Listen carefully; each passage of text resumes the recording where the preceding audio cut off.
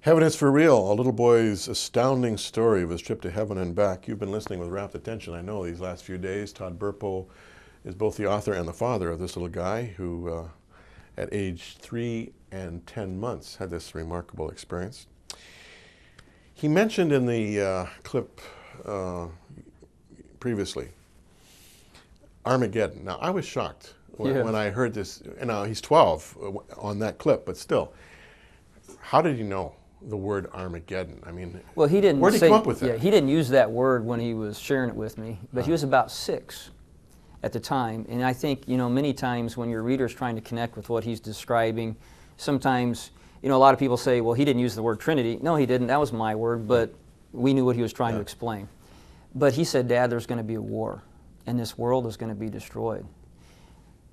I saw Jesus, the angels, and the good people fight Satan, the monsters, and the bad people. Yeah, I love this term monsters. It brought a new reality because of a recent tragedy in our family. I now have 3 little people living with me. And the 2-year-old keeps talking about how he and I are going to fight the bad guys, Dad, the monstos, the monstos. Here's a little almost 4-year-old talking about the monsters. You see, here's another thing about the theology professors I've had to change because of my son. They say, well, Revelations is allegory. It doesn't really mean monsters. Apocalyptic literature, yeah. No, here's a 4-year-old that knows what a jet is, knows what a helicopter is, and he goes, oh no, Dad, those are monsters. And it kind of really changes some of my own perspective. Yeah, because John's vision in Revelation includes some monstrosities. Exactly. Multi-eyes, multi-horns, multi-everything. Well, later on, we don't have this in the book, but he talks about Satan. He finally starts opening up, and he says, Dad, why do I remember 7 heads and 10 crowns? That doesn't make sense. What do you say? Well, son, I don't know what it is you saw, but you and John saw the same thing. Did he describe any personal relationships? Now, he talks about Pop. Yes. And maybe we should get into this. He talks about his sister. Now, he has a sister Yes. here on Earth. You hadn't told him that your wife had miscarried. No. He meets a sister who doesn't have a name. Yeah. Tell us about that. Well, we'd had a miscarriage between Cassie and Colton. One of the most, probably before Colton's experience, we would have probably told you, one of our most painful things to live through until that happened. It was night before Father's Day. We were going to announce to our church family we're expecting again. And on Father's Day, that was the plan. And the night before, Sonia miscarries the little one. She was only 2 months along, so we didn't know if it was a boy. We didn't know if it was a girl. But my son's, I went to church. My wife stayed home with my daughter, and like she describes, I was just laying there in the fetal position crying. I was asking, did I do something wrong? Did I eat something wrong? But then she conceived Colton several months later, and then we tried to move on to being parents. And you don't explain to 3-year-olds, at least I didn't, hey, mommies can lose babies in their tummies without scaring them. And we had never had that discussion with Colton. He was so young. A lot of people say, oh, I'm sure you brought it up, but we never had. How do you talk to a little one about miscarriage so they can understand it? We didn't. And so when he comes in the room and tells his mom, I have 2 sisters, we had no clue where he was going. Well, you're talking about your cousin, your friend? He goes, no, Mom, you had a baby die in your tummy, didn't you? You talk about time stopping. I mean, I'm sitting over on the other side of the room, but I'm listening, and it's like, wow. And her first response just goes to show, she looks at him, who told you? I mean, that was a hurt. That was a quiet hurt.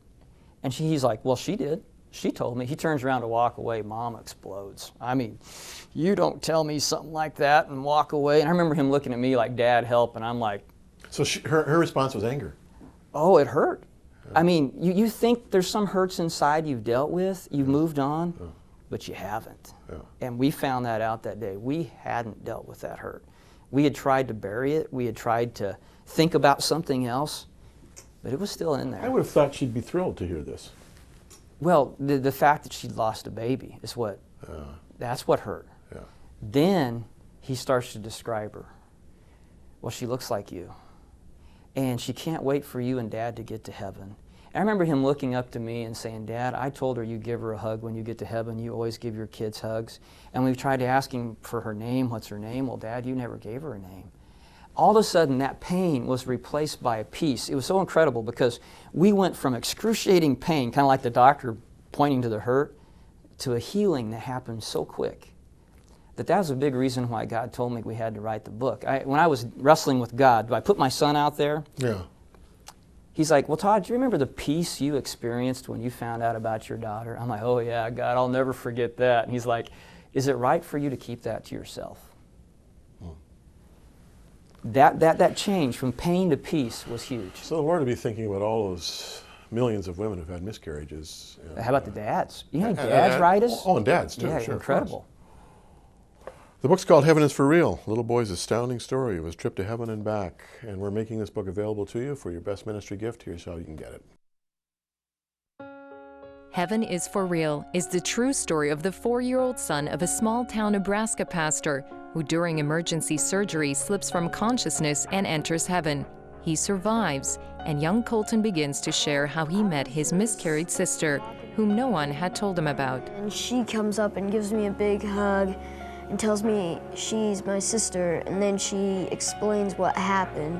Colton continued to describe the horse that only Jesus could ride and how the Holy Spirit sends power from heaven to help us. Heaven is for real is told by the father, Todd Burpo, but often in Colton's own words.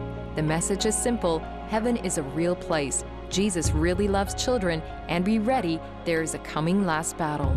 This book is our thanks to you for your support. To request a copy, write to us in Canada or in the United States. Visit crossroads.ca or simply call 1-800-265-3100.